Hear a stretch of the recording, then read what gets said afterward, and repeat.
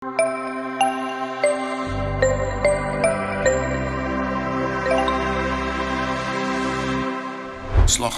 yo'lidagi eng katta to'siq va g'ov bu korrupsiyadir. Yurtimizda korrupsiyani oldini olish va unga qarshi kurashish bo'yicha aniq tizim yaratdik. Jamiyatda korrupsiya muammosini jamoatchilik muhokamasiga olib chiqadigan ochiq tizim, ochiq muhit yaratildi. Ayniqsa, ommaviy axborot vositalarining bu boradagi o'rni va ta'siri ortib bormoqda. Bugun O'zsanoat qurish banki aksiyadorlik tijorat banki bosh ofisida bank xizmatlarini ko'rsatishda ochiqlik va shaffoflik, raqamlashtirish va inson omilini kamaytirish mavzusida matbuot anjumani o'tkazildi.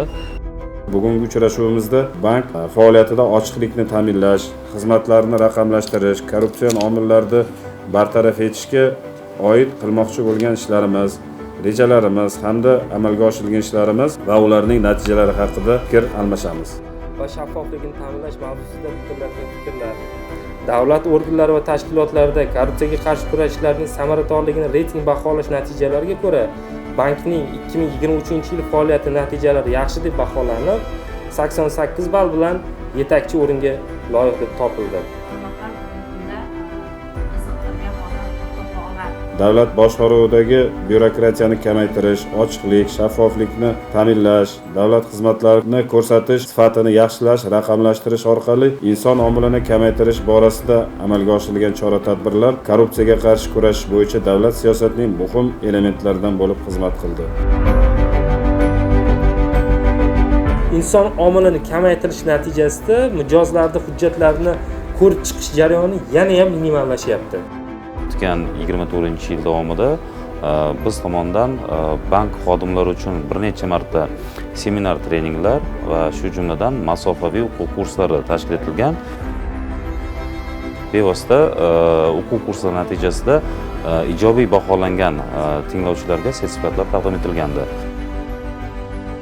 Brifingda bevosita bank vakillariga mazkur hamkorlikni virtual akademiyada davom ettirish va bevosita bank tizimi xodimlari uchun korrupsiya qarshi kurash sohasida ishlab chiqadigan o'quv kurslarida bankni ijobiy tajribasini qo'llash masalasida ham o'z fikrlarimizni bildirdik.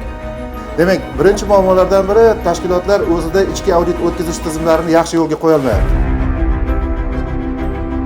2407 nafar xodimlarimiz korrupsiyaga qarshi kurash menejment tizimi bo'yicha o'qitildi. 49 nafar rahbar xodimlarimiz test adliya uz tizimi orqali hamda 89 nafar rahbar xodimlarimiz manfaatlar to'qnashuvi bo'yicha korrupsiyaga qarshi kurash agentligi va huquqni muhofaza qilish akademiyasi hamkorligida tashkil etilgan test sinovlarida qatnashib sertifikatlarga ega bo'lishdi. Turli xil tashkilotlarga shu korrupsiyaga qarshi kurash menejment tizimlarini joriy qilish vazifasi yuklatilgan edi.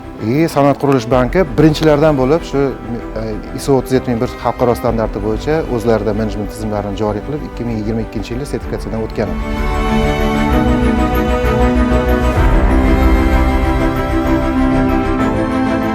2025-yili fevral oyida kuchga kirgan ISO 37001 standartining yangi tahriri, ya'ni ikkinchi tahriri ham nashr qilindi ISO tashkiloti tomonidan va bank shu yangi standart talablarini o'zida qo'llash qobiliyatlarini ko'rsatishi lozim bo'ladi.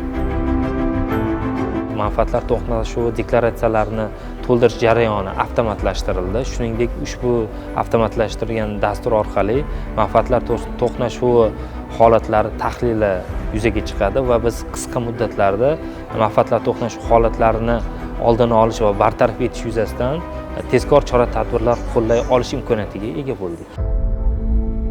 Korrupsiyaga qarshi kurash jarayoni hech qachon aniq muddat bilan cheklanmaydi. Ushbu masalada faqat davlatning sa'y-harakati bilan kutilgan natijaga erishib bo'lmaydi.